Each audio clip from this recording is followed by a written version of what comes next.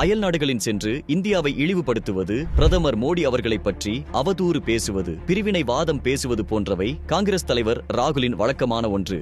2019ஆம் ஆண்டு மக்களவை தேர்தல் பிரச்சாரத்தின் போது ரஃபேல் போர் விமான ஒப்பந்தத்தில் முறைகேடு நடந்ததாக கூறி நமது பிரதமர் மோடி அவர்கள் மீது பழி சுமத்தியதை கண்டித்த உச்சநீதிமன்றம் ராகுல் காந்தி எதிர்காலத்தில் இதுபோன்ற நடந்து கொள்ளக்கூடாது என்று அறிவுரை வழங்கியது.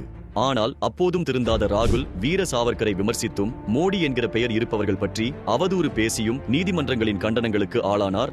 அதேபோல தற்போதும் நீதிமன்றத்திடம் சிக்கி சின்னாபின்னமாகி வருகிறார் ராகுல் காந்தி. கடந்த 2022ஆம் ஆண்டு பாரத் ஜோடோ யாத்திரையில் பேசிய ராகுல் காந்தி எல்லையில் 2000 சதுர கிலோமீட்டர் நிலத்தை சீனா ஆக்கிரமித்துள்ளதாகவும், கடந்த 2020ஆம் ஆண்டில் லடாக் எல்லையில் கல்வான் பள்ளத்தாக்கில் இந்திய வீரர்களை சீன ராணுவம் கொலை செய்தது என மிகப்பெரிய பொய்யை கூறியிருந்தார்.